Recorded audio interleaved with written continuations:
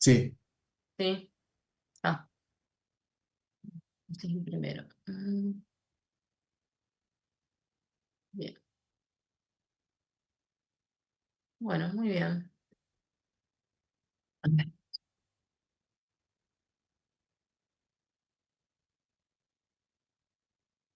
Bueno, ¿quién va a empezar?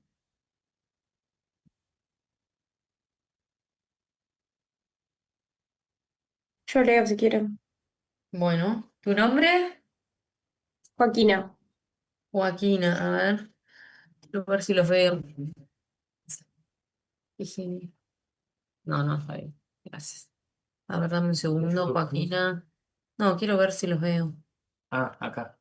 Ahí, ahí, Joaquina. ¿Está? ¿Tiene un video conectado o nada? Nada, ¿no? Bueno, no No, importa. sí. No, nada. Bueno.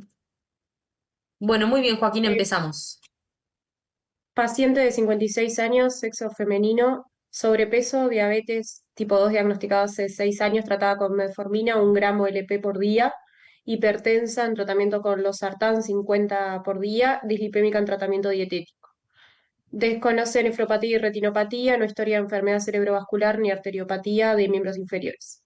Comienza hace 3 semanas con historia de dolor precordial opresivo irradiado a miembro superior izquierdo y cuello que se acompañan oportunidades de disnea y sudoración. El mismo aparece al realizar las actividades de la casa y caminar 1 o 2 cuadras. Consulta en policlínica indicándose ácido acetilsalicílico 325 miligramos día y mononitrato de isosorbide 20 miligramos día, con mejoría parcial del dolor. Comienza hace 2 horas en reposo con dolor retroesternal de similares características, pero más intenso, acompañado de disnea, vómitos y sudoración profusa. Consulta en emergencia móvil que realiza Conducil 5 miligramos sublingual en 2 oportunidades, cediendo parcialmente el dolor. Realiza electrocardiograma y la traslada a emergencia. Al ingreso, paciente lúcida, doloría sudorosa, presión arterial 160, frecuencia respiratoria 24, respiraciones por minuto, bien perfundida, piel y mucosas normocoloreadas, sin lesiones.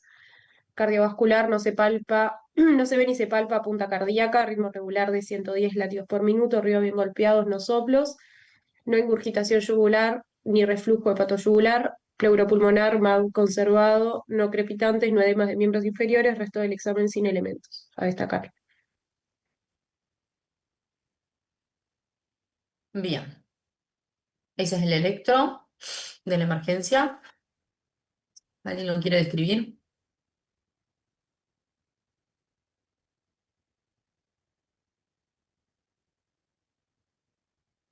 Yo lo Opa. tengo, pero tengo algunas dudas.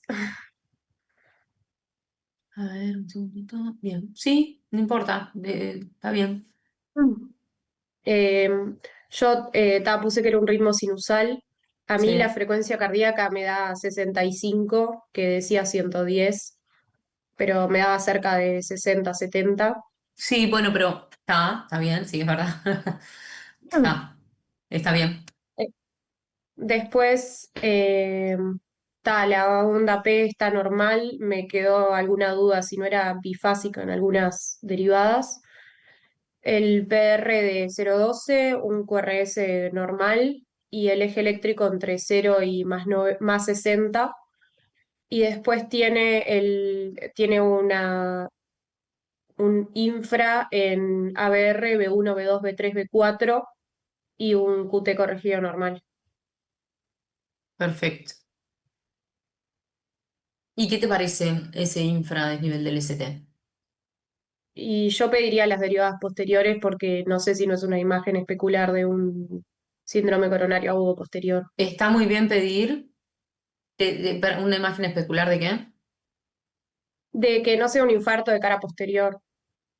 Ah, está bien. Está bien pedir las derivadas. Este, de todas formas, me parece que es bastante claro, pero sí. Y además, normalmente, digo, sí, es verdad, puede ser posterior, pero normalmente también tienen algo de afectación inferior y lo que tiene, y no tiene de 2 de 3 y ABF están normales. Pero bueno, está. Está bien. Igual a priori parece un infradesnivel del ST de cara anterior, ¿no?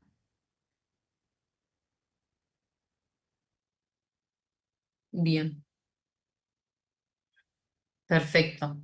Bueno, ¿tienen alguna duda de la historia o lo que fuera? Empezamos con las preguntas.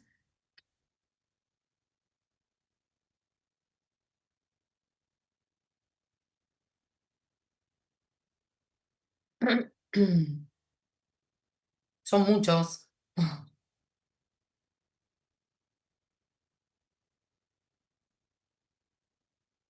Yo tomé algunos apuntes, voy a ver si tengo algo acá para aportarles de... Bien. Esta es... un segundo. Ahí está. Bien.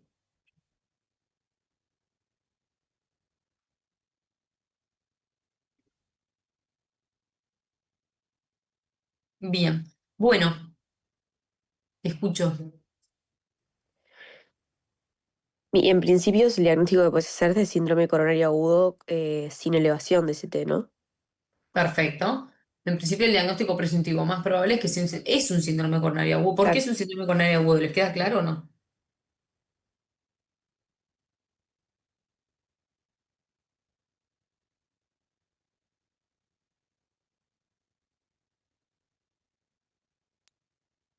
O sea, apoyándote en los antecedentes que tiene este paciente y las características del cuadro actual, que es un dolor prolongado, que aumenta en intensidad, que agrega síndrome neurovegetativo, también que sea un poco con nitritos te acerca también a que sea algo coronario. Perfecto. No, Bien. y es un Angor, ¿no? O sea, Es que es un como Angor, la... ¿ah? Y parecería tener historia de Angor de esfuerzo. Y ahora parece ser un Angor que es inestable, ¿está? Bien. Un síndrome coronario agudo. Bien, perfecto. Este, y bueno, y digamos, y con el electro, ¿no? Y con la clínica del paciente, que cede parcialmente el dolor y tal, hasta podría llegar a ser, ¿qué cosa?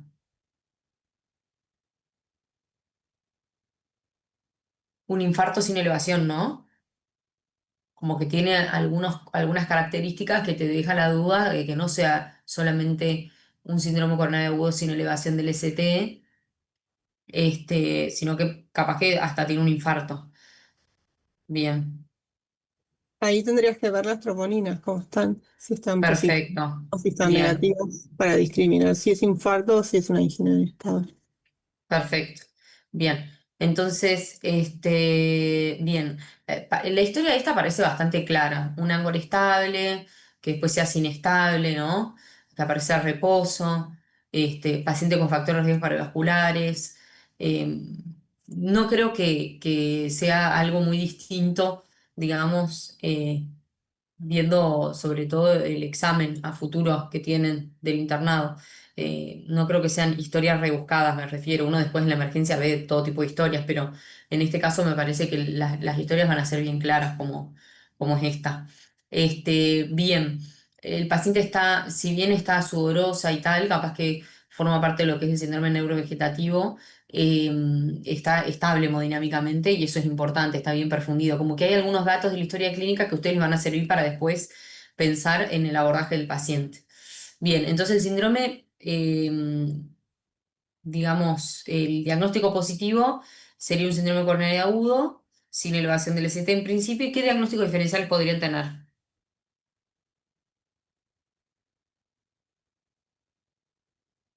Estamos hablando de dolores torácicos, que normalmente uno dice un dolor torácico probablemente coronario, un dolor torácico coronario, como es el caso de este paciente, o probablemente tiene un dolor torácico no coronario,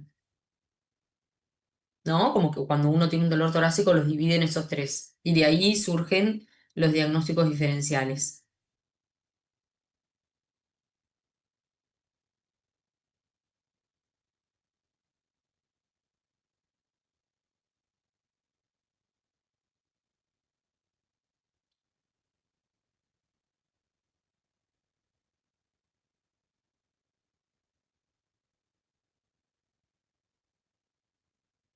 aunque parezca súper claro, uno cuando tiene un dolor torácico, ¿qué otros diferenciales pueden pensar?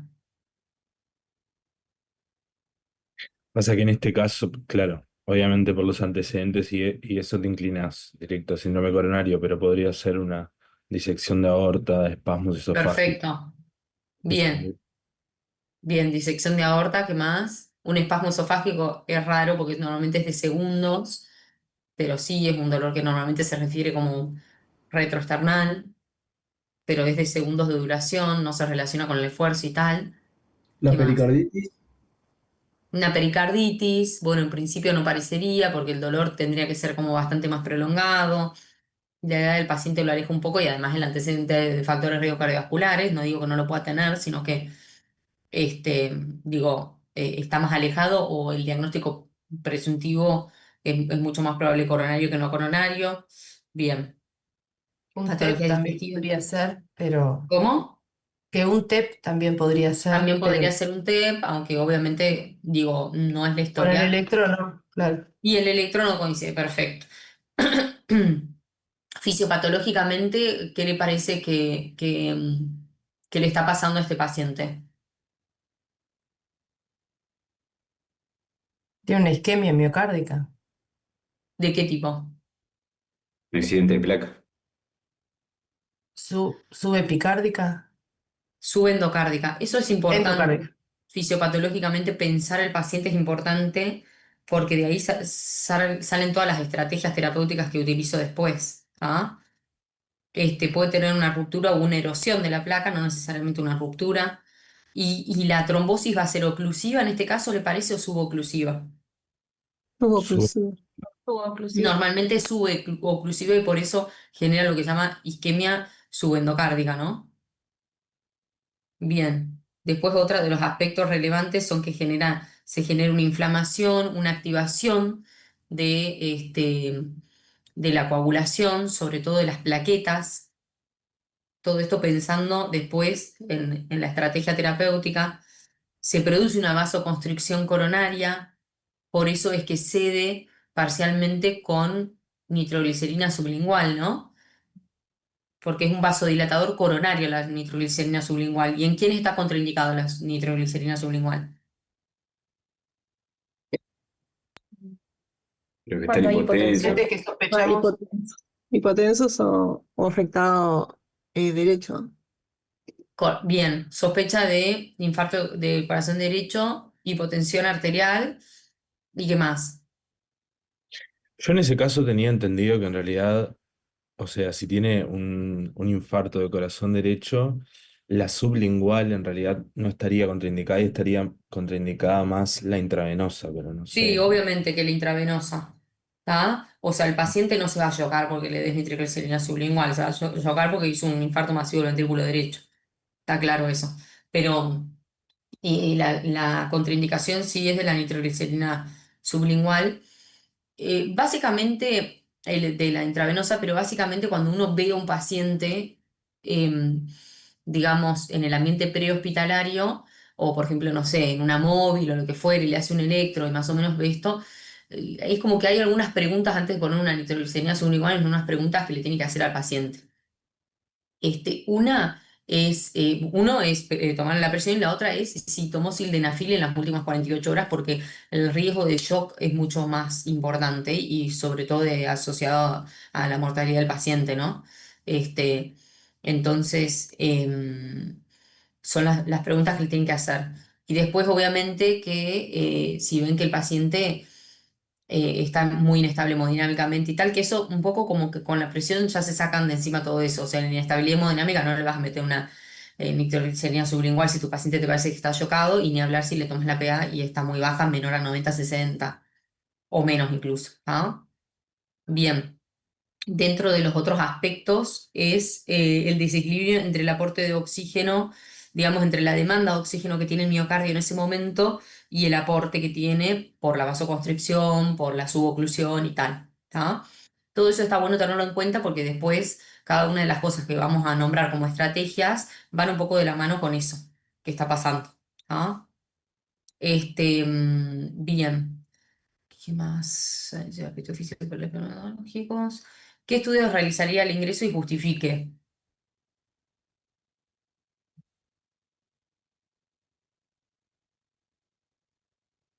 No sería como en Troponinas. principio las troponinas para categorizar si es angina inestable o si tiene infarto.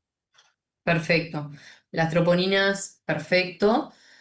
No sé cuánto tiempo había pasado, a ver, vamos a repasar esta historia. Comienza hace 2 horas, ¿está? ¿Repetirías el Bien. electro?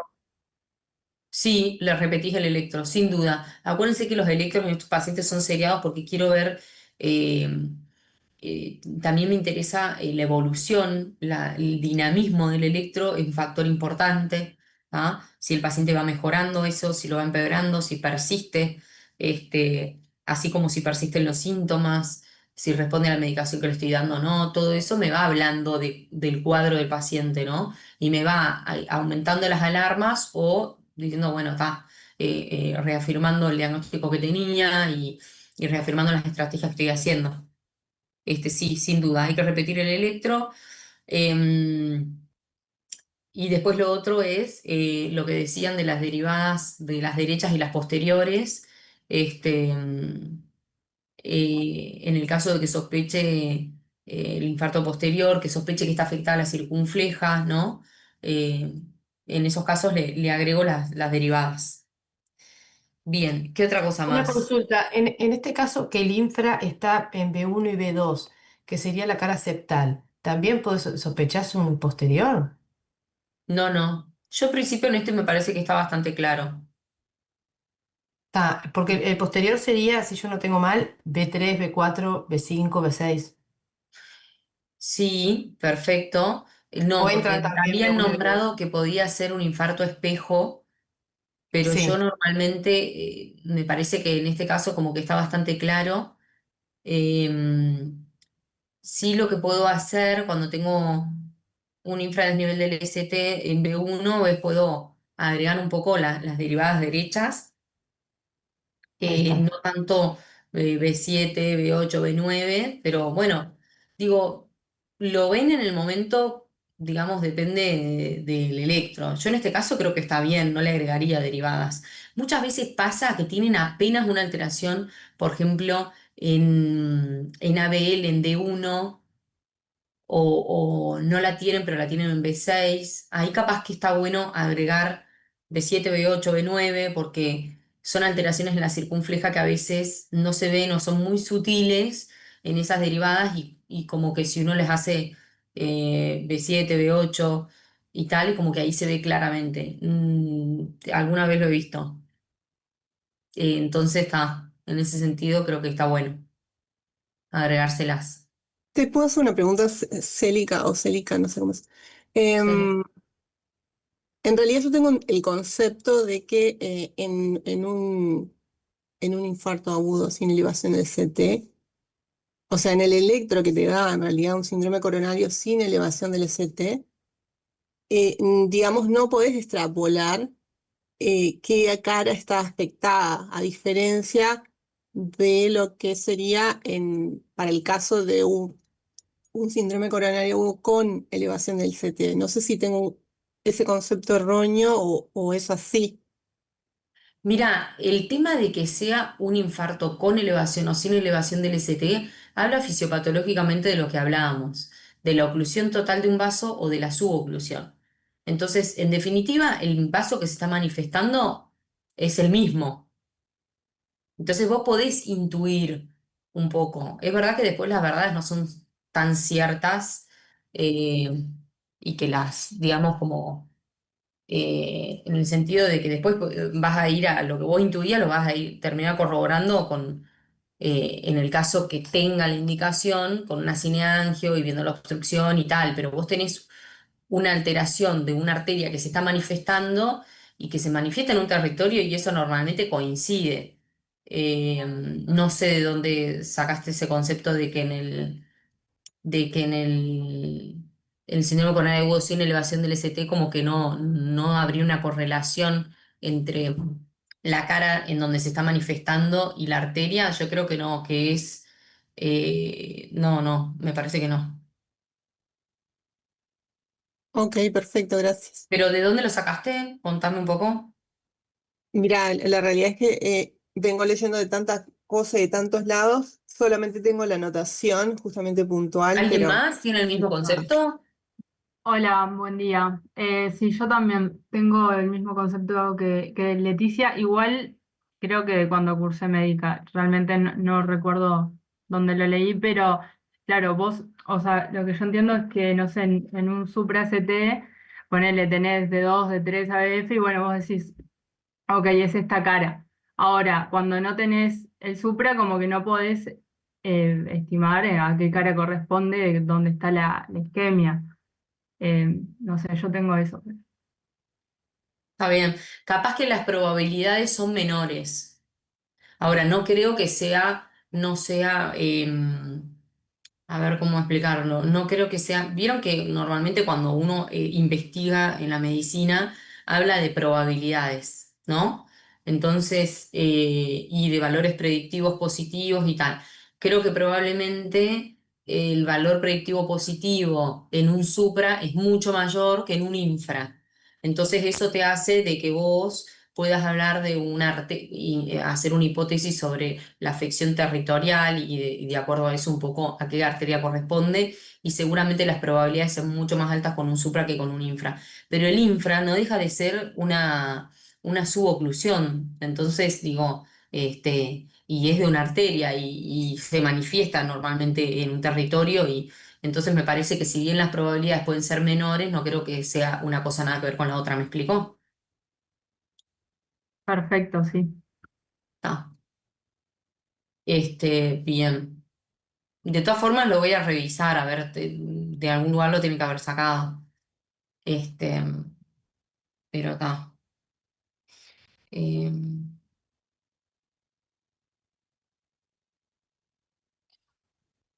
A ver un segundo.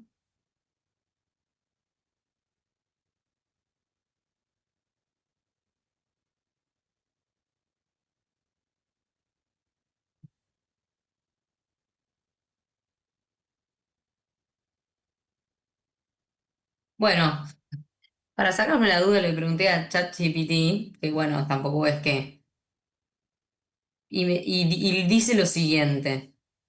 Dice que sí, que en un síndrome coronario agudo sin elevación del ST es posible sospechar vaso culpable a partir de los cambios electrocardiográficos y la clínica, aunque con menos precisión que en el infarto con elevación del ST.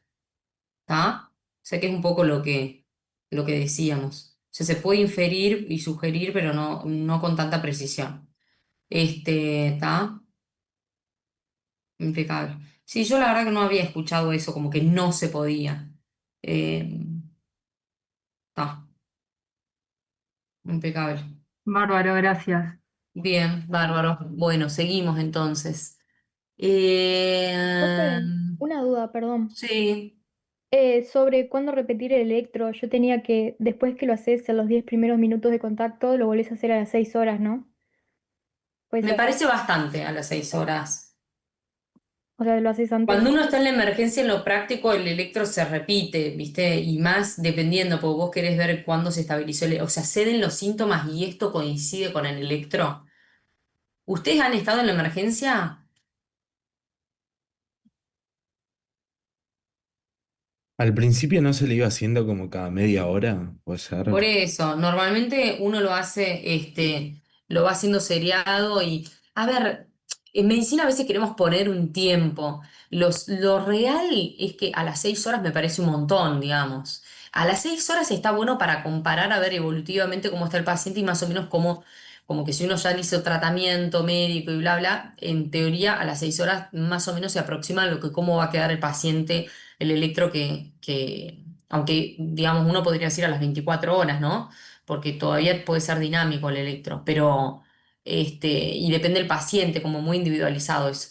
Pero sí es verdad, que uno lo termina repitiendo, si no es a los 15 minutos, a la media hora, y después capaz que lo repetís, y depende también del paciente, si el paciente cede el dolor completamente, o si vuelve a repetir el dolor, lo más probable es que uno repita el electro, ¿no? Entonces, como que te vas acompañando de la clínica del paciente y si tu paciente está monitorizado, el electro se lo repetís. Cada media hora me parece que es bastante lógico, cada 15 minutos, media hora, depende del paciente. ¿Ah? Perfecto, muchas gracias. No son pacientes que no se repiten electro, eso seguro. Después del tiempo creo que se estima más o menos. Depende del paciente. Y el electro, depende de los factores de riesgo del paciente, no es lo mismo. También lo vamos a ver, depende el riesgo estratificado que tenga tu paciente. Los pacientes de más riesgo se los repetirás más seguido probablemente, y los que tienen menos riesgo son más estables y tal, probablemente no requieran tanta repetición del electro. Bien. Bien, entonces, ¿qué estudios? Bueno, hay algunos otros estudios que sí se piden, como cuáles, más allá de lo que dijeron de el electro, las troponinas, ¿en qué momento?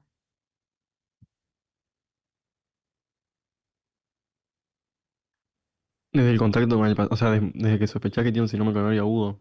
Bien, Haces el electro y perfecto. le pedís troponinas. Y Basal, después perfecto. el basal, y después el siguiente va a depender un poco de las troponinas que tengas, si son de alta sensibilidad Perfecto. o de baja. Perfecto, impecable, o sea, depende de las troponinas que tengo. Si tengo las ultrasensibles, lo puedo hacer a la hora incluso. Las últimas guías dicen 0,1 y 0,2 horas, como que son las estrategias. Y que como con eso ya aclararías el panorama del paciente en cuanto a si está frente a un infarto finalmente, o te quedas con el síndrome coronario agudo y como que el paciente no tuvo un infarto, ¿está? Sino una angina inestable. El tema es que, por ejemplo, acá en el Maciel no tenemos las ultrasensibles, entonces se suele nacer más cerca de las 3 horas, e incluso a las 3 y a las 6 horas, o directamente 0 y 6 horas, ¿está? Yo ¿Dudas? tengo dudas sobre las troponinas, porque siempre, o sea, entiendo que se hace una curva y todo eso, pero ¿qué sería lo que pasa fisiopatológicamente o por qué? Porque cada vez que leo me dice que ascienden, o sea, que un criterio sería que asciendan o que desciendan. No entiendo qué pasaría como para que desciendan. Es Y como bueno, que porque en el momento que vos tenés una oclusión total, se genera una isquemia de un sector del miocardio. Ese sector del miocardio genera necrosis, y la necrosis es lo que aumenta, digamos, la troponina, ¿no? Que es una enzima. Entonces, la necrosis no es que se mantiene necrotizado el paciente, no, sino que eso se libera cuando se necrosa, después se cicatriza ese tejido. Entonces, el momento que se libera la troponina es cuando se produce una necrosis. Se liberará más o menos troponina, depende de la cantidad de miocardio afectado. o sea, que Por sería eso como las más troponinas, tarde, perdón, entre ¿qué? que sería, entre comillas, como que agarrás tarde a la isquemia y ya están descendiendo. Por eso Claro, y te vos ves la curva porque como toda enzima que se libera al torrente sanguíneo, se libera y después tenés el clearance de esa enzima, no permanece en el torrente sanguíneo. Entonces lo que vos tratás de hacer es captar. Y como se sabe que fisiológicamente cuando uno tiene un infarto, pasás de no tener nada, infartás, vas aumentando el nivel y después eso se genera un clearance. Llegás al tope de nivel según la cantidad de miocardio que se haya afectado, y después tenés el clearance de la troponina y tal. Entonces tenés un periodo de tiempo en el cual podés detectar la troponina. ¿Por qué me sirve? Bueno, después viene lo otro de la troponina, que la troponina puede estar falsamente positiva en algunas patologías o en algunas condiciones, sobre todo en el paciente con enfermedad renal crónica, por eso también importa el nivel de troponina al que llego. Entonces, un nivel muy bajito, si yo no tengo una curva, no puedo decir que mi paciente infartó. Obviamente que uno se acompaña todo, acompaña la clínica, el nivel de troponina, ¿no? O la curva de troponina. ¿Por qué digo esto? Pues si yo tengo un paciente con enfermedad renal crónica que dializa, puede tener cierto nivel de troponina entre el clearance, que no está, digamos, totalmente fisiológico por la enfermedad renal crónica, y los pacientes que normalmente tienen comorbilidades cardiovasculares.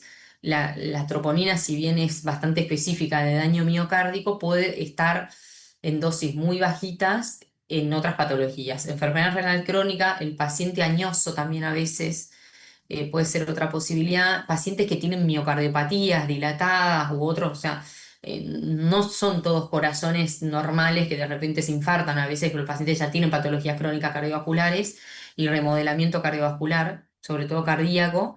y eso puede tener, por eso a mí me sirve el nivel de troponina. Hay niveles de troponinas que no dejan dudas, aunque él tenga un solo nivel. Y hay otros que dejan dudas si tengo uno solo, que serían, digamos, menores valores. Entonces la curva me sirve para hacer este diagnóstico.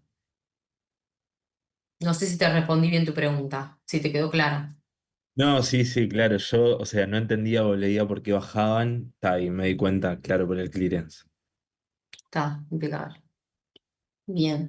Después, bien, obviamente que me interesa, hay otro tipo de estudios que le puedo hacer al ingreso, pero los más importantes son esos dos. Le puedo hacer análisis de sangre y sobre todo acá pensando en pacientes y situaciones que pueden inestabilizar a un paciente que tiene patología coronaria crónica, ¿no? Entonces, no sé, si sospecho que mi paciente puede tener anemia, puede tener alteraciones tiroideas, después para valorar los factores de riesgo cardiovasculares de mi paciente y si están bien controlados o no, en el caso del paciente diabético, una hemoglobina glicosilada, o sea, como que el resto lo voy a ir individualizando. Si mi paciente está inestable hemodinámicamente, capaz que le podría pedir un ecocardio a los pies de la cama del paciente, ¿no? Como que voy a ir jugando con qué otros estudios les voy a pedir o una placa de tórax si pienso que no me queda claro el dolor y pienso que o una angiotomografía si pienso que esto puede ser una disección o si el paciente en algún momento me refiere que se le corre a la espalda y es joven, ¿no? Como que voy a ir jugando con otros estudios que le realizaría de acuerdo a lo que estoy sospechando o a mis diagnósticos diferenciales más probables. ¿Ah? Bien. Ya podría solicitarle ahí también algún otro estudio con miras, digamos, al eventual tratamiento que vayas a hacer. Bueno, vamos a hablar después, eso está en la pregunta número 6. Si ¿qué estrategia le harías? No sé si estamos hablando de lo mismo. No, en realidad, yo, Pensando en qué, contame. por ejemplo, bueno, en ver cómo está la función renal, Ni eh, hablar. en ver cómo está la Hemograma, clase, función renal, perfecto. yo no, eso me refería. Glicemia, podés agregar perfil lipídico, hemograma hepático, sí, totalmente. Son pacientes que normalmente ingresan y se hace una rutina, pero sobre todo la función renal, si vas a después a hacer contraste y tal, sí, sin duda. Bien.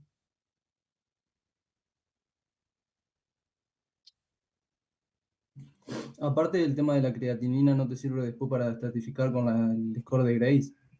Y la No crisis también. tan... Sí, Ahí va. perfecto. Vamos a esa parte de la estratificación de riesgo. ¿Cómo estás? Bien, bien, ¿tú? Me alegro. Ah, perfecto. ¿A dónde? Divino. Bueno,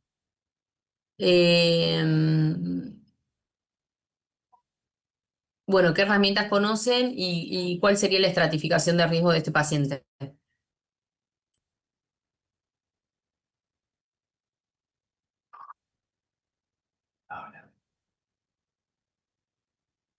Yo en principio puse que está, o sea, de los antecedentes del paciente, sabemos que es un paciente con alto riesgo cardiovascular, y después puse el Kimball, que no tiene en realidad como mucho de falla, y es un 1. Perfecto. Cuando usted tiene un síndrome coronario agudo, o sea, esto puede ser perfectamente una, una prueba de examen, ¿no?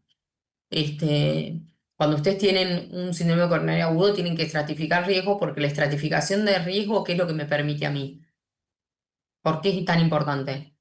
Definir el tratamiento posterior que vas a instaurar, digamos. Y predecir la mortalidad también. Implica qué mortalidad tengo por enfermedad cardiovascular o muerte por Tratamiento infarto en la invasivo. evolución. Bien. Manejo del paciente. Bien.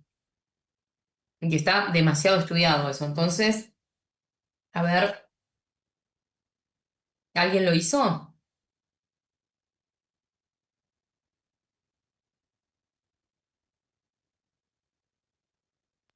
Yo hice el de el de Timmy, porque el del Grace nos faltaba tipo la creatinina y eso, y me dio Ah, moderado. bien.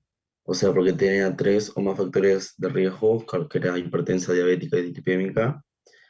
Me quedaba la duda porque decía que había usado aspirina, o sea, que las últimas 3 semanas tenía este episodio, pero no decía hace cuánto usó aspirina, porque uno de los costos es su uso la semana previa al ingreso de ácido acetilsalicílico y alteración en el cemento ST. Tampoco tenemos la estroponina, pero me dio más o menos 3 puntos, que sería moderado.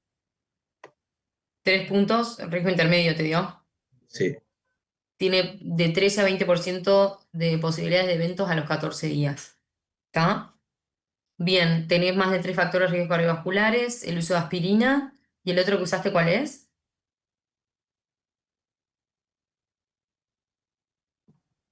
en realidad puse El alteraciones cambio en del el electro. cardiograma, sí. Y me quedaba Perfecto. la duda de la troponina, que no lo tenemos, si es positivo o no, y de los episodios anginosos, no te dice cuántos tuvo en las últimas 24 horas. Bien, perfecto.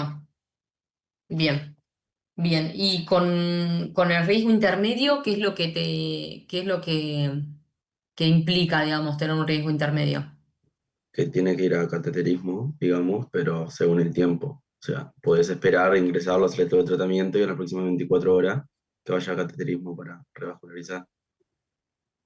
Ah. El Grace a mí me dio riesgo intermedio, pero con criterios de alto riesgo clínico. Está, impecable.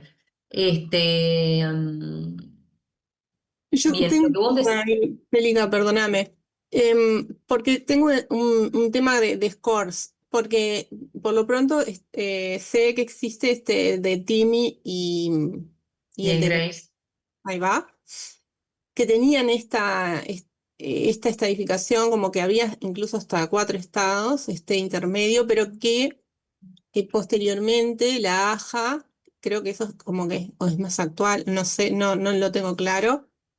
En realidad, como que lo simplificó y estableció 3 niveles de bajo, alto y muy alto, nada más.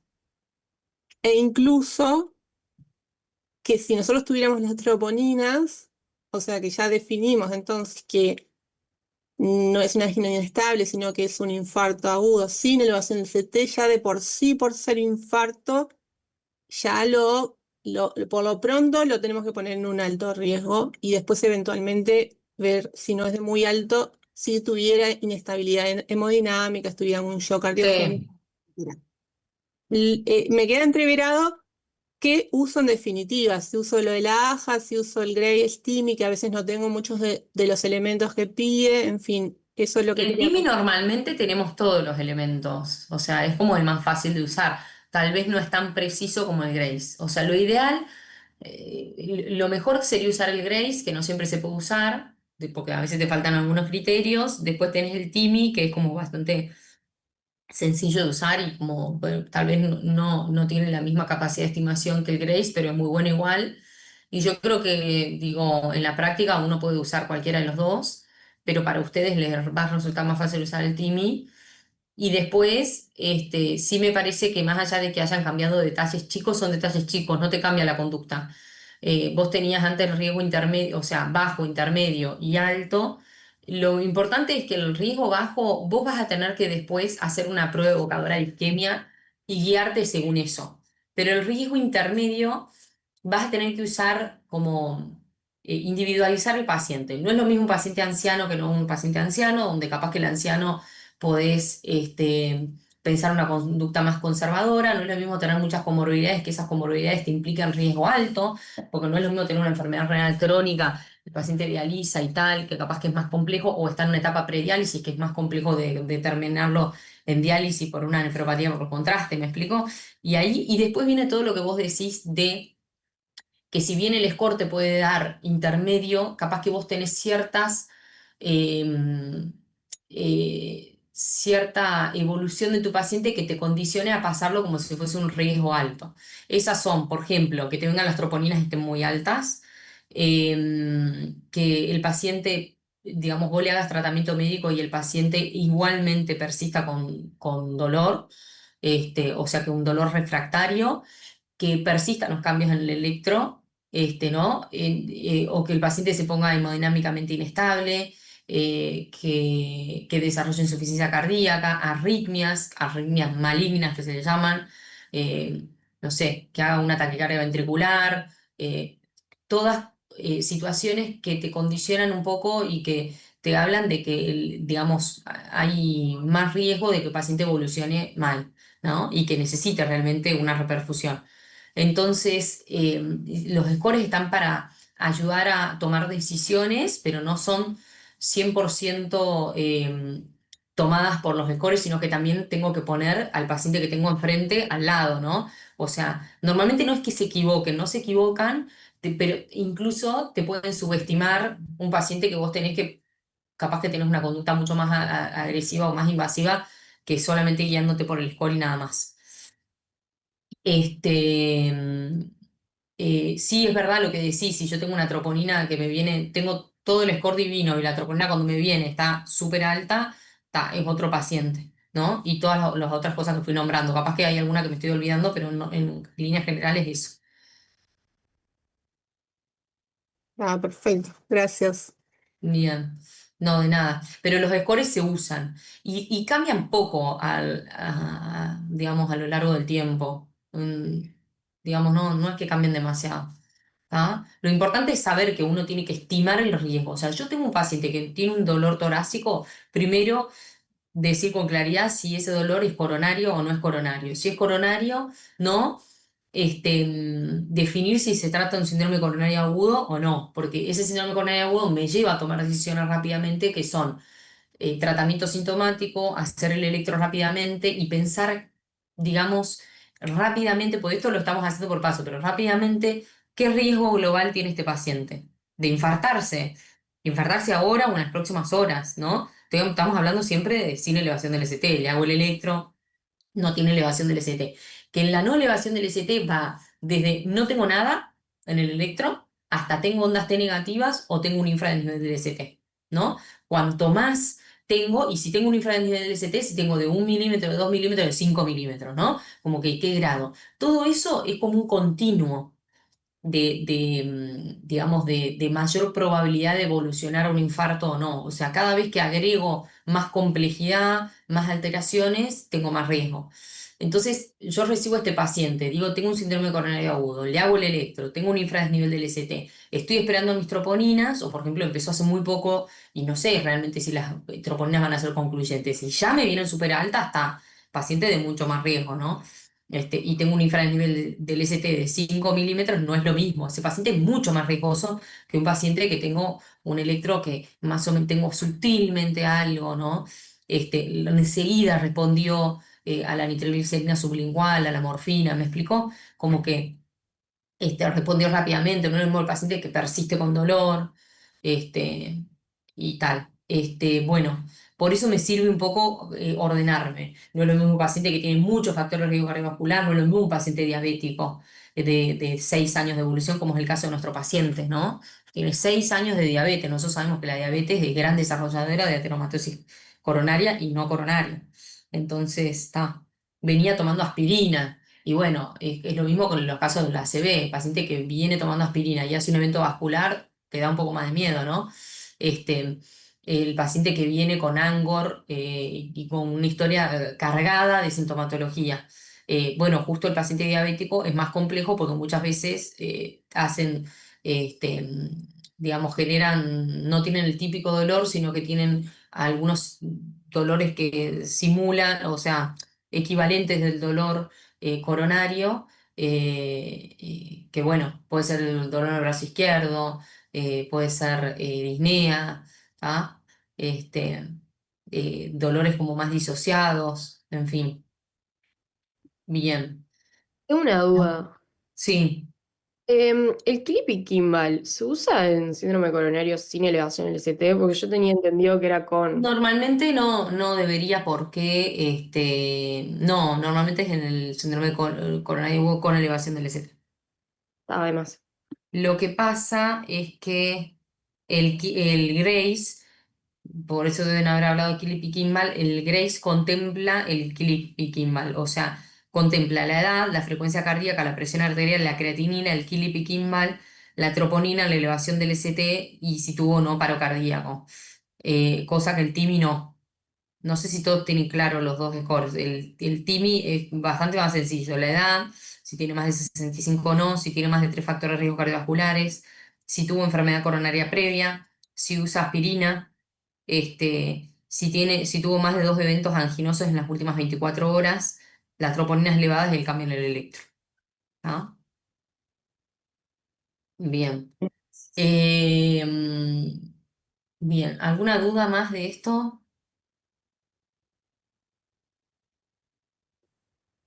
A mí me quedó la duda cuándo ibas a hacer el cateterismo. Bueno, Eh, no, y ahora vamos ahí está. Y ahora vamos primero, si quieren, al tratamiento farmacológico inicial, ¿les parece? sí, dale. Porque un poco esto va así, o sea, recibo el paciente, tiene un síndrome coronario agudo, le hago el electro, le voy pidiendo las troponinas basales, aunque sea, más o menos me fijo qué riesgo tiene el paciente y empiezo con el tratamiento rápidamente, ¿no? Bien. Y ahí me fijo, porque estamos hablando sin elevación del ST, ¿está? Que no apura igual y compensado hemodinámicamente. Bien.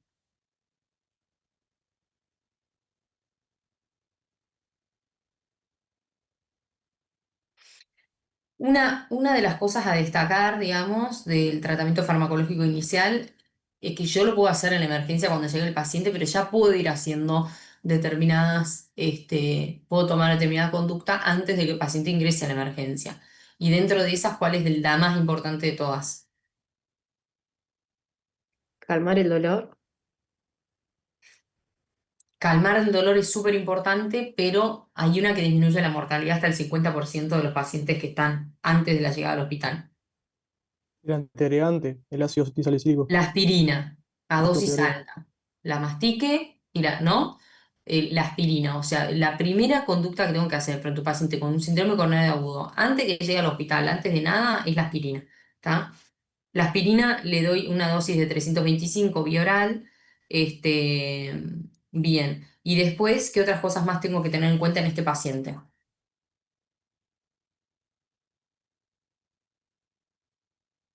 Bueno, le Yo, vas a calmar el dolor. Lo del dolor, bien, la nitroglicerina, ¿cómo la usa la nitroglicerina? Yo tengo el lisosorbide, que es de 2,5 a 5 miligramos sublingual a repetir cada 15 minutos hasta que calme el dolor y se puede repetir a 3 veces, que es el conducil que Sí, el le sublingual. ponen Hasta 3 veces, ¿tá? Y si no 3 tiene veces. contraindicaciones. Y después Ahí. puedo pasar a la nitroglicerina intravenosa si es que el paciente no tiene contraindicaciones cuando ya está en la puerta de la emergencia.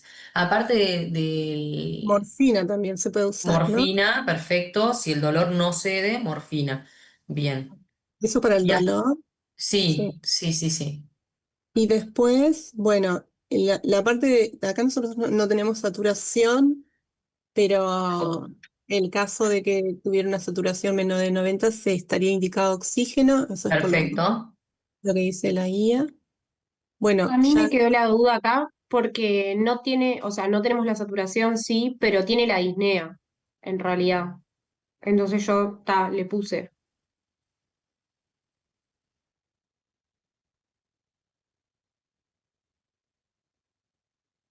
sí, yo la atribuí capaz que al dolor, ¿no? Esa polimnea que tiene, pero no sé. Disnea no tiene. Dice acompañado de En disnea, vómitos y oportunidades ni de sudoración. sudoración.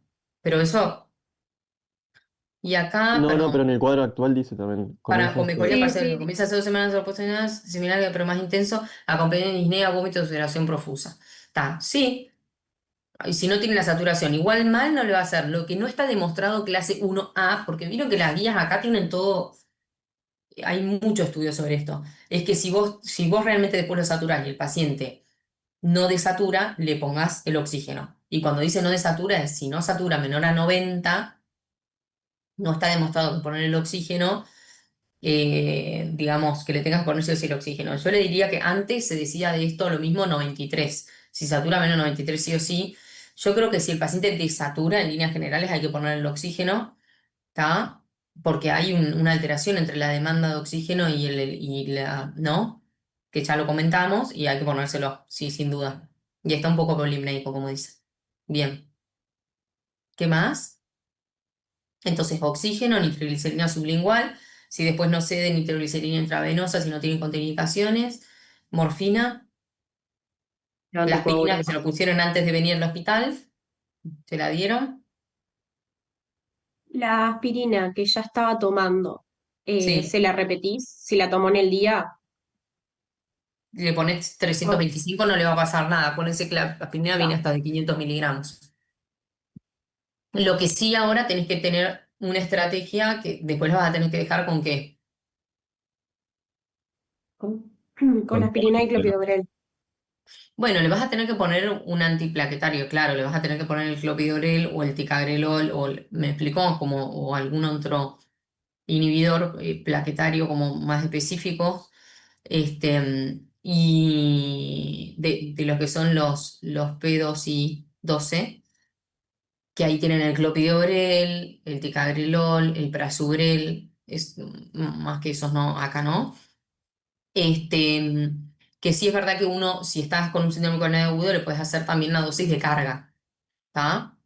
Y después dejarle con la doble antiagregación. Muy bien. Después, la anticoagulación. Va a depender, o sea, ya había puesto también a torba y anticoagulación según cuando vaya a cateterismo, porque si vaya a cateterismo, ahí en cateterismo le hacen heparina intravenosa, entonces no sería tan necesario, pero si esperas un poco, capaz que sí le hacen oxa. Como, bueno, depende si no tiene criterios. En principio, este paciente vos le hiciste el score, te dio intermedio, no va a ir ya a cateterismo, ¿está? Sí es verdad que se tiene que hacer, se tiene que estudiar endovascularmente, pero no es de urgencia, no es ya. Pero, y bueno, y en ese caso es verdad que cuando le van a hacer cateterismo muchas veces le dan una dosis descargante, pero si vos se la diste, no se la van a volver a dar, o sea que tranqui. Bien. ¿Y la anticoagulación del paciente durante cuánto tiempo? ¿Y con qué?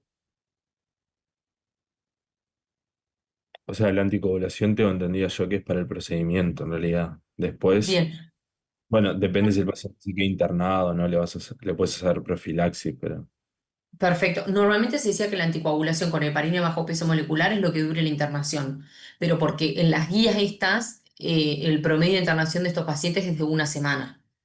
Entonces digo, acá capaz que es un mes. Bueno, si es un mes, claramente no vas a tener un mes anticoagulado. Podés anticoagular una semana y después dejarlo antiagregado con la doble antiagregación, ¿está? En líneas generales es eso. Como la estrategia es bastante intensa, y acuérdense que siempre esto es individualizado. Si el paciente tiene riesgo de sangrado, ahí las estrategias van cambiando, ¿está? Normalmente preferimos la doble antiagregación, capaz que no lo vas a anticoagular. Ahora, si el paciente tiene un FA, capaz que lo anticoagulas y le agregas un solo antiplaquetario, me explicó, y como ya venía con aspirina y con la aspirina metió el síndrome coronario agudo, no lo va a dejar con aspirina, sino lo dejas con clopidogrel o prasugrel, me explicó. Como que ahí van moviendo. Esos detalles no los tienen que saber ustedes. Ustedes tienen que saber que el paciente necesita un tratamiento antiisquémico, ¿tá? Que necesita un tratamiento antitrombótico, que tiene que ver con toda la doble antiagregación, la anticoagulación mientras dura la internación o una semana, el antiisquémico, la nitroglicerina sublingual, acuérdense que, o la nitroglicerina intravenosa, que es vasodilatador coronario, después la morfina es vasodilatador venoso, bueno, la aspirina, como ya dijimos, ¿está? Como que tienen que categorizarlo un poco y saber eso. Después las discusiones menores, me parece que no, digo, si bien está bueno saberlo, no es algo que lo tengan, que creo que vaya para ese lado la prueba. Otras cosas más de los pacientes que hacen síndrome coronario agudo. ¿Qué otros fármacos? Beta bloqueante también. Le vas a agregar Beta carvedilol, puede ser. bloqueantes. O sea, ya se lo empezás, se va a la alta, pero ya se lo vas empezando. Beta bloqueantes siempre y cuando no tenga contraindicaciones, o sea, que tenga una falla cardíaca, que esté descompensado, bueno, ni hablar, que esté chocado, ¿me explicó? o que tenga otras contraindicaciones. Beta bloqueante si no está contraindicado, bien, Yo porque tenía acuérdense que entendido. yo necesito la irrigación del miocardio, se da en diástole. Entonces, si yo tengo, digamos, para tener una diástole adecuada, tengo que tener un tiempo entre latido y latido adecuado al mismo tiempo. Entonces, si mi miocardio está sufriendo y yo estoy taquicárdico, tengo mucho menos irrigación. Yo necesito optimizar la irrigación del miocardio. Entonces, por eso le doy beta bloqueantes, para aumentar el tiempo diastólico. ¿Bien? Pero ahí los beta-bloqueantes se lo das en agudo o después que ya le ingresaste a la emergencia, le hiciste el electro y descartaste. No, Este, en la emergencia. Vieron que todo esto es bastante dinámico. Si veo que no tiene contraindicaciones y tal, me fijo en la frecuencia, sí, se lo das. ¿Tá? incluso en el Y lo que más traslado, está indicado es el metoprolol, pero le das lo que tengas. ¿Qué? incluso en el traslado, igual si veo que no tienen insuficiencia cardíaca, le meto los beta-bloqueantes. Sí, le podés dar beta bloqueante, sí. Y más sobre todo si el paciente está bastante taquicárdico. Claro, Ok. sí. Si no tiene contraindicaciones, sí. Si no sé, no es un EPOC asmático que esté descompensado, si no tiene insuficiencia cardíaca, si no tiene claudicación intermitente severa, que vos sepas que, ¿no? En el caso de este paciente es un diabético, si no está muy mal controlado. Pero sí, en principio, si no hay contraindicaciones, sí. Incluso le podés dar intravenoso. Después, ¿qué otra medicación más? IECA, VARA2. IECA o ARA2, sí, perfecto. Atorvastatina. Acuérdense que el paciente ya tenía el IECA, pero bueno, está. Tenía ARA2 tenía, los ARDA. Bien. ¿Y qué más?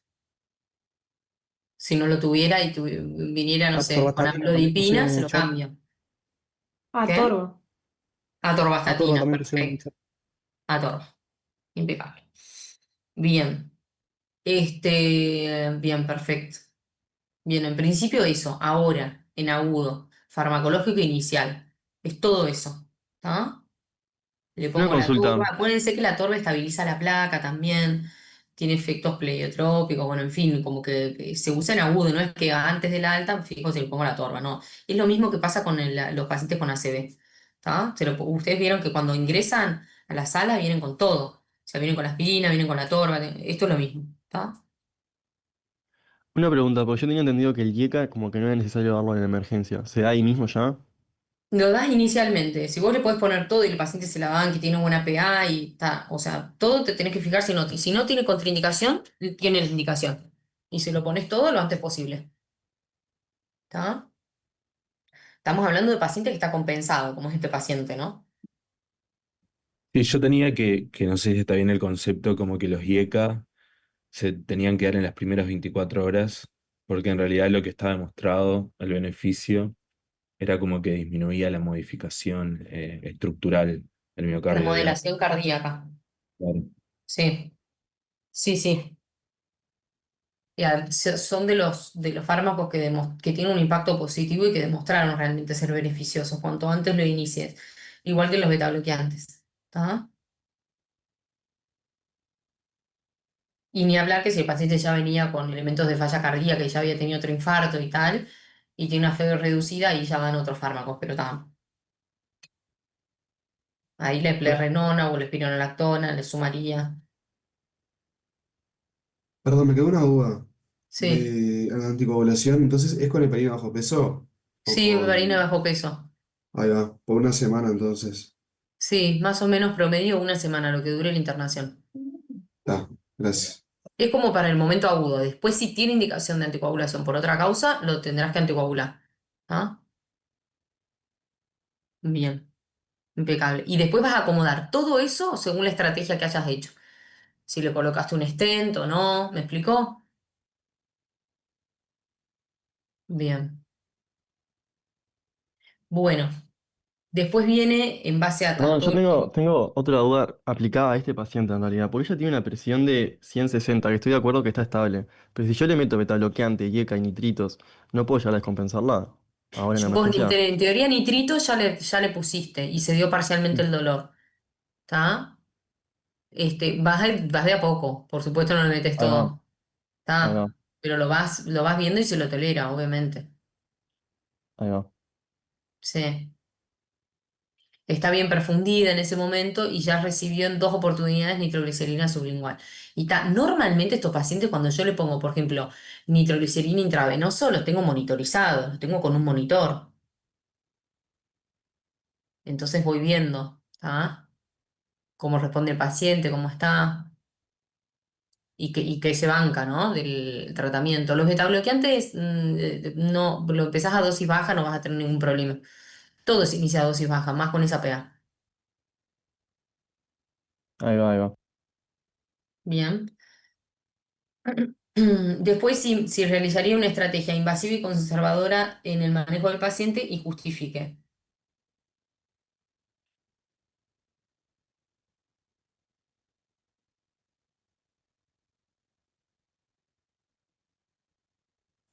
Acá depende mucho de las troponinas, como ven, ¿no? Porque si es Depende de un las DIAM sin troponinas. Entonces, si elevación, las troponinas vienen altas, ¿qué harían? en las primeras 24 horas, una O angioplastia. positivas. Bien, bien, Yo perfecto. tenía que, como es de alto riesgo, se hace angiografía y la ICP se hace como en las primeras 24 horas. Perfecto.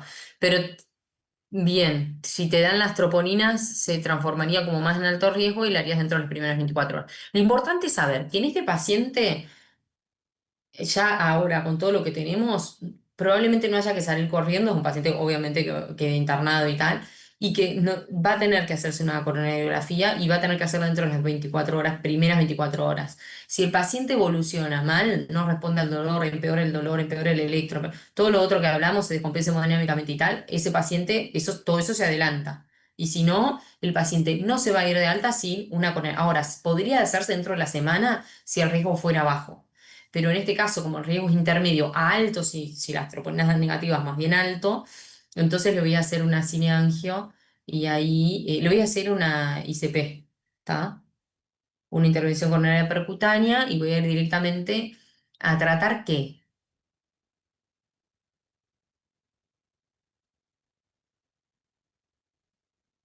La lesión causante de la isquemia, porque las otras lesiones se pueden hacer en la evolución. Así tenía entendido. Perfecto. Se pueden Después hacer las tenía otras en la evolución. Eso sería una estrategia, digamos, ¿cómo se dice? Se me fue la palabra. Sí. de rescate, creo que es. De rescate sería Bien, bueno, no importa. Sí, lo que se tiene que hacer es tratarla culpable. Nosotros, digo, si tienen ese electro, lo más probable es que la lesión sea de la descendente anterior, que sea más del 80% y tal, y es como que uno va, pero como es diabético podría tener lesión de más de un vaso y es muy probable que lo tenga. Se puede tratar en ese mismo acto las lesiones que sean significativas y sí, y normalmente es lo que se hace, ¿tá? Y puede pasar que uno entre y sea un desastre y que tenga múltiples vasos afectados y varios significativos y tal, y uno plantea como es diabético hacerle una cirugía, también podría pasar. Pero está. En principio, la estrategia es esa y lo que se debe hacer es la culpable. Después, bueno, los otros son detalles que no son capaz que discutibles ahora con ustedes, pero a veces se dan diferentes situaciones que hacen que uno plantee algunas, puede ser como decían, en otra oportunidad y antes del alta, a veces lo plantean en las guías como hacerle otra cineangio para tratar otras que no han sido las sintomáticas, pero que también son significativas o mismo en ese acto, bueno, eso después se discute. Pero lo cierto es que hay que tratar las sintomáticas. ¿Ah? Y si las troponinas te dan negativas, eh, Sí. ¿estabilizar al paciente y no haces nada? ¿O hacer un estudio funcional, algo? Bueno, ahí por eso está bueno que te hayas basado en el riesgo, porque no es lo mismo un paciente más joven, no es lo mismo ya de entrada que este paciente no sea diabético a que sea diabético. ¿Está? Entonces, Si vos tenés un paciente que no es diabético, que capaz que es hipertenso, que es más joven, qué sé yo, que no venía recibiendo aspirina y tal, capaz que el score te da bajo y vos ahí sí le podés hacer una prueba evocadora de isquemia antes de irse de alta. Pero en este paciente está clarísimo que el riesgo es intermedio alto. Entonces, no es que si te da negativo no haces nada. Si te da negativo sigue siendo intermedio. Nosotros le hicimos el score y sin astroponina ya el riesgo seguía siendo intermedio. ¿Tá? O sea que no esperamos, o sea, porque habían dicho si la troponina positiva, hacemos la señal, Entonces, pero no, si le, son le negativas vas a tampoco. hacer la cineangio, ¿tá? Ah, ok. Le vas a hacer, pero no se lo vas a hacer rápidamente. Está la inmediata, la mediata y capaz que la más diferida. La inmediatamente es la que tenés el paciente que ya se tiene que hacer, ¿no? El infarto hiperagudo y tal, después lo vamos a ver. O los casos de compensación, arritmia maligna, etcétera, etcétera. Después están los de en las menos de 24 horas se lo tengo que hacer, riesgo intermedio alto, que sería el caso de este paciente. Si las troponinas me dieran negativas, capaz que digamos, depende un poco lo que yo valore del paciente, si la puedo hacer en las 24 horas, se lo puedo hacer en los próximos días, pero a este paciente se la tengo que hacer. ¿Me explico? Ok, o sea, las troponinas te definirían Aunque si las son un troponinas me poco den más negativas, me temprano sigue o un dando, poco más después, digamos, son positivas o negativas. claro, aunque las troponinas me den negativas, este, aunque las troponinas me den negativas, este paciente sigue siendo de riesgo. Entonces mi conducta va a ser, aunque no urgente, va a ser hacer el cineangio y probablemente la intervención percutánea, digamos, la colocación de stent, si es que tiene la arteria sintomática, que lo más probable es que la tenga. El tema son los tiempos, que me apura a mí a hacerla más rápidamente o menos rápidamente. Si tiene la troponina positiva, probablemente se lo haga en las próximas horas y después, si no, en 24 horas. Las guías dicen 24 horas, menos de 24 horas. ¿Está? No me está cambiando mucho. Ahora, si mi paciente no fuera diabético y tuviera menos factor de riesgo, probablemente sea durante la internación. Ya no sería en menos de 24 horas, ¿me explico? Sino antes del alta. Capaz que son cuestiones semánticas, pero no sé si entienden el razonamiento. Claro, sí, o sea, Sí. a mí me porque las troponinas, el riesgo sigue siendo alto, o sea, la sinagio, por eso no entendí cuando dijeron si son troponinas hacemos sinagio, sino también, si son negativas. ¿Cómo, Yo me perdón? refería, yo lo que comenté, perdón, es, o sea, si te dan altas es un IAM, ya como que es más urgente, sí o sí le vas a hacer la la Sí, sí, angioplastia. sí. En caso de que sea una angina inestable, lo vas a estudiar y ahí lo definís. Es lo que yo Pero entendí. sería una angina inestable de alto riesgo o de riesgo Claro, claro. intermedio alto. Entonces se la vas a hacer igual, pero no tan Claro. rápido como si fuera con troponinas, digamos, si es de muy alto riesgo, se lo vas a hacer más precozmente. ¿Está? Tengo una pregunta. Sí. Em, Acá, si las troponinas te dan altas o positivas, ahí ya no deja de ser una angina inestable y pasa a ser un infarto Pero sin elevación. 100%.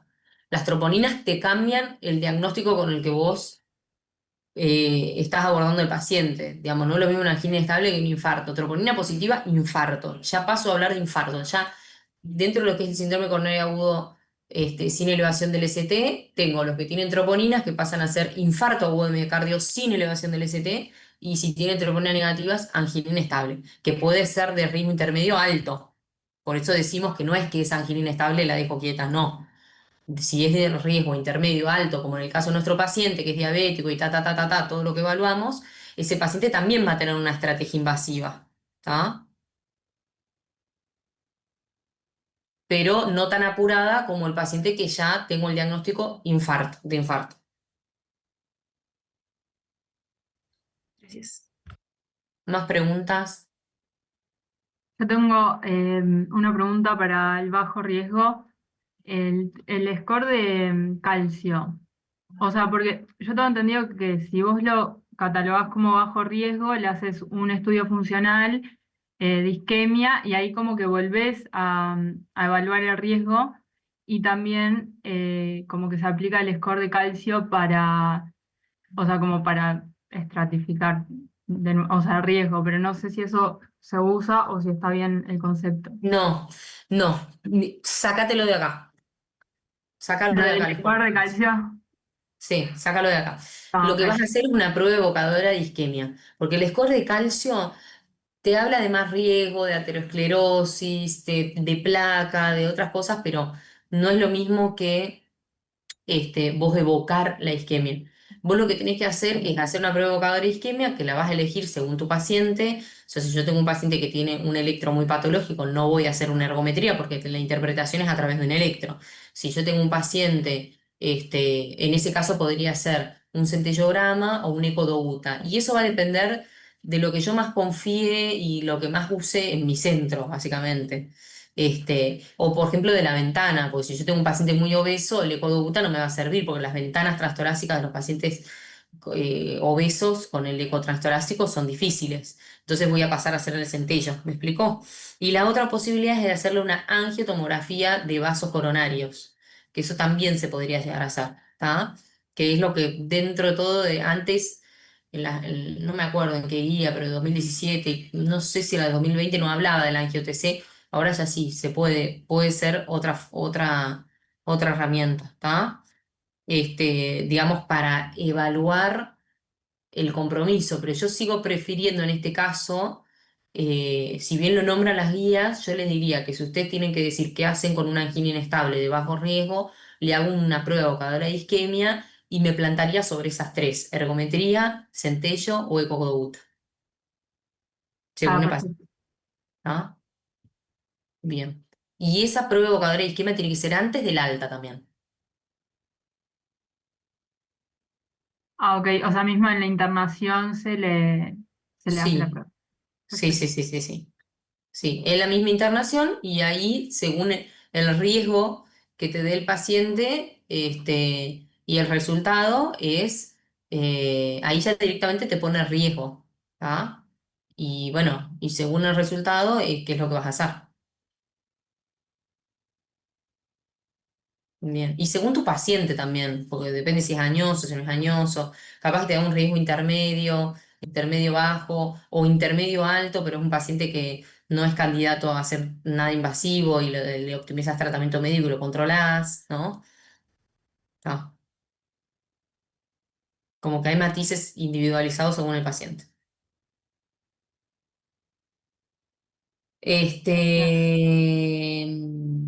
Bueno, después la última pregunta. Menciona el pronóstico inicial y las complicaciones en las primeras horas.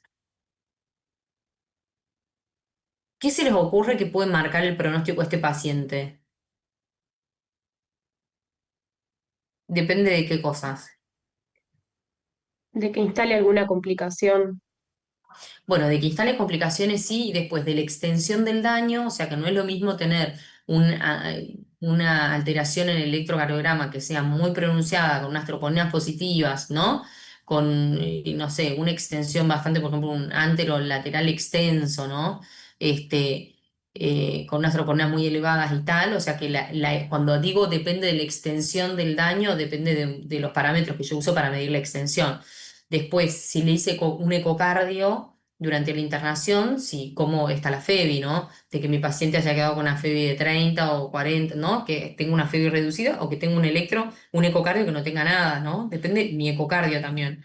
Este, la función ventricular sobre todo, y bueno, y depende si yo hice una estrategia de reperfusión y fue completa, ¿no? Sin complicaciones y tal, y después de las complicaciones. ¿Y las complicaciones cuáles podrían ser en las primeras horas?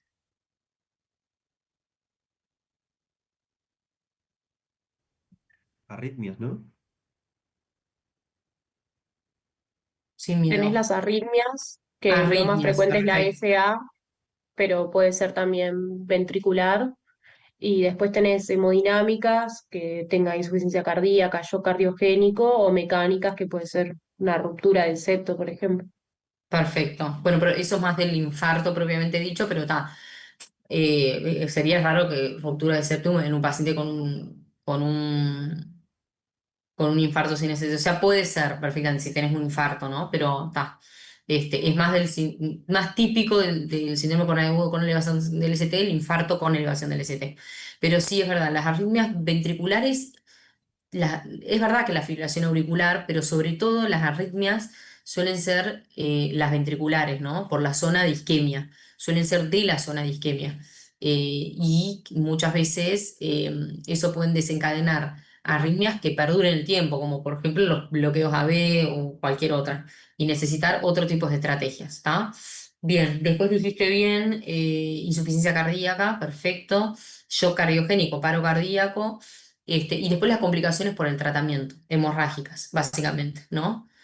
Bien, muy bien. Bueno, les quiero decir que me parece que dejamos la otra historia para organizarla para otro encare, porque yo tengo que ir a Poli y es bastante largo la discusión. No sé si se dieron cuenta. Dale, sí, la hacemos otro día. Perfecto.